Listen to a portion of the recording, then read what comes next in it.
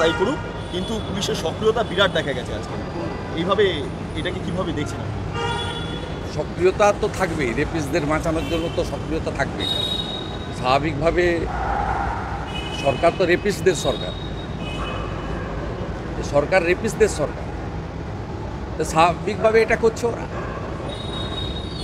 তৃণমূল কংগ্রেসের যে ভাইপো গ্যাং আছে তাদের দ্বারাই এই ঘটনা ঘটেছে, তাদেরকে আড়াল করার জন্য এটা করছে। মানে একের পর এক কলেজে দেখা যাচ্ছে, মানে সেটা মেডিকেল কলেজই হোক, সেটা ল কলেজই হোক, মানে শিক্ষাক্ষেত্রের এরকম দশা, এবং মানে মহিলারা তো তাহলে নিরাপত্তাহীনতায় ভুগছে এবার। মমতা ব্যানার্জিকে আমি হারিয়েছি। বাংলার মানুষ যদি প্রাক্তন না করতে পারে, কোনো বোন, কন্যা, দিদি, মা এই বাংলায় সুরক্ষিত নয়। এইটা কি মানে তৃণমূল কংগ্রেস জানতো যে এরকম হচ্ছে? কারণ ওখানে অনেক ছাত্রছাত্রীরা কিন্তু একই কথা বলছে যে এখানে এরকম একটা পরিবেশ রয়েছে। আরে এটা তো কন্টিনিউয়াস প্রসেস। উনি হাঁসখালিতে বলেছিলেন লাভ অ্যাফেয়ার্স, উনি কালিয়াগঞ্জ উত্তর দিনাজপুরে বলেছিলেন মেয়েটা অন্তঃসত্ত্বা ছিল। উনি কামদুনিতে যারা ফাঁসির আদেশ পেয়েছেন তাদেরকে জামিনে মুক্ত করিয়েছেন। উনি অভয়ার বাবা মাকে বলেছিলেন 10 লক্ষ টাকা তো দেওয়া যেতেই পারে। এটা তো কন্টিনিউয়াস প্রসেস, নতুন কিছু নয়। এই বেপরোয়া তো এই জন্যই। সেই কারণেই বাড়ছে, এই ধরনের প্রবণতা বাড়ছে। অনুব্রত মণ্ডল যদি বোলপুরের আইসিকে ফোন করে তার স্ত্রী এবং মাকে ধর্ষণ করবে 5 বার বলছে ফোনে, তারপরেও তিনি সুরক্ষিত থাকেন। मुख्यमंत्री का अभी तक कोई बयान नहीं आया। मुख्यमंत्री का कोई बयान नहीं आया। मुख्यमंत्री अभी तक कोई बयान नहीं दिया। ना ना, सी डोंट नीड एनीथिंग। वो तो अपनी वोट बैंक को बरकरार रखने के लिए उनका प्लानिंग है, ये सब में बात नहीं करती। দাদা, তৃণমূলের এক নেতা বলছেন তিনি নিজের দিকে কেন গেছিলেন, ওখানে কাকে বলে গেছিলেন এবং কাউকে সঙ্গে নেননি কেন? ওদের কথার উত্তর দেব না।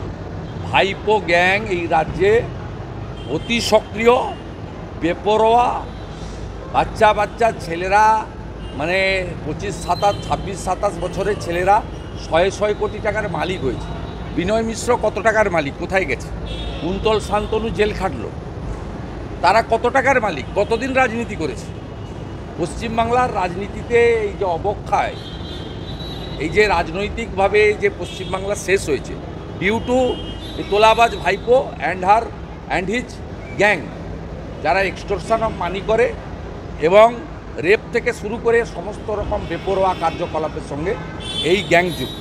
দাদা আপনি, এবং এর জন্য দায়ী পুলিশ, মনোজ বার্মারা দায়ী, রাজীব কুমাররা দায়ী, বিনীত গোয়েলরা দায়ী। পুলিশের কথা বলছেন, দেখা যাচ্ছে পুলিশের যে ভূমিকা, এটা প্রথম অক্ষর কোনো একটা কেস সাজাতে গেলে এসএসসিটা বড় ব্যাপার হয়ে দাঁড়ায়। সেখানে এমজেপি এভাবে লেখা হচ্ছে, যেটা প্রথম অক্ষর দিয়ে করা হচ্ছে, এইটা কি ধরনের? পুরো নাম না দিয়ে শুধু নামের অক্ষর লেখা হচ্ছে। প্রথম অক্ষর দেওয়া হচ্ছে। এই জন্য প্রত্যেকদিন কানমোড়া খায় হাইকোর্টে, সুপ্রিম কোর্টে, এই জন্য খায়। ওই জন্য পশ্চিমবঙ্গ পুলিশকে লোক মমতা পুলিশ বলে। বলুন, আপনি কি কসবা থানা বা কসবা যেখানে ঘটনাটা ঘটেছে সেখানে কি আপনি যাবেন? না না, আমাদের পার্টি থেকে তো কাল থেকেই কাজ করছে, সবাই করছে, আন্দোলনও হচ্ছে। আজকে পার্টির ঘোষিত কর্মসূচি ছিল, রাজ্য সভাপতি উপস্থিত থাকবেন। আমি দিল্লি গেছিলাম, কিছু ইন্টারনাল মিটিংও ছিল, প্রি অকুপাইড প্রোগ্রাম ছিল। আর অভিজিৎ গাঙ্গুলি মহোদয়কে নিয়ে অনেকের উৎকণ্ঠা ছিল। তিনি আইসিইউ থেকে জেনারেল বেডে ট্রান্সফার হয়েছেন, তার সঙ্গে দেখা করাটাও আমার একটা প্রায়োরিটিতে ছিল। অন্যরা তো কাজ করছেন, আমিও নিশ্চিতভাবে কাল সকালে আমার নন্দীগ্রামে মন কি বাত আছে, তারপরে আমিও আস্তে আস্তে যুক্ত হব। এই ইস্যুটা তো একটা পার্টিকুলার ইস্যু শুধু নয়, সামগ্রিকভাবে আমাদের বোন, দিদি, কন্যাদের, আমাদের নারী সমাজের সুরক্ষার বিষয়। অতএব এই ইস্যুটা নিয়ে একটা আন্দোলন বা একদিনের আন্দোলন তো বড় কথা নয়, এটা একটা কন্টিনিউয়াস মানে ঘটনা ঘটছে। এবং এটাকে আটকাতে গেলে যে প্রতিবাদ, প্রতিরোধ, আন্দোলন, আইনি লড়াই এবং এদের পাশে দাঁড়ানো করতে হবে, সেটা আমরা বিগত দিনেও করেছি, আগামী দিনেও করব।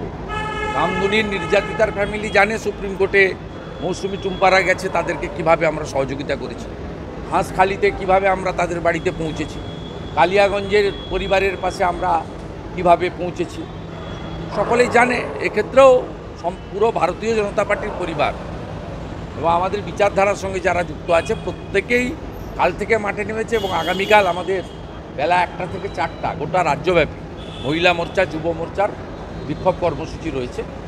আগামী সোমবার প্রত্যেকটা জেলাতে এই ঘটনার বিরুদ্ধে প্রতিবাদ হবে। আমি সকালে মন কি বাত শেষ করার পরে আমি নিশ্চিতভাবে এই ইস্যুতে আমি যেমন সোশ্যাল মিডিয়া মেনস্ট্রিম মিডিয়া বা বিভিন্ন জায়গায় বক্তব্য রেখেছি, আমারও যেগুলো সামনে থেকে করা উচিত সেটা আমি করব। আরেকটা প্রশ্ন, সুকান্ত মজুমদার বলছেন বেল বন্ডে সই করবেন। ওনাকে তো অ্যারেস্ট করতে পারে না, ওনাকে ডিটেন করেছে যখন, ওনার বেল বন্ডে কেন সই করাবে? উনি যে কথাটা বলেছেন lawfully it's absolutely right. He is central minister, ওনাকে ডিটেন করতে পারেন কোনো কারণ দেখিয়ে, কিন্তু ওনাকে জামিনে মুক্তি করার কোনো এরা মানে না। আমাকেও এর আগে দুবার যেটা বেল বন্ডে সই করেছে ওটা করতে পারে না, কারণ আমার ক্ষেত্রে হাইকোর্টের স্ট্যান্ডিং অর্ডার রয়েছে যে এফআইআর স্টার্ট করতে গেলে কোর্টের পারমিশন নিতে হবে। এটা কোনোটাই এরা মানে না। সুকান্তবাবুর বক্তব্য এবং প্রতিবাদ যথার্থ। Thank you.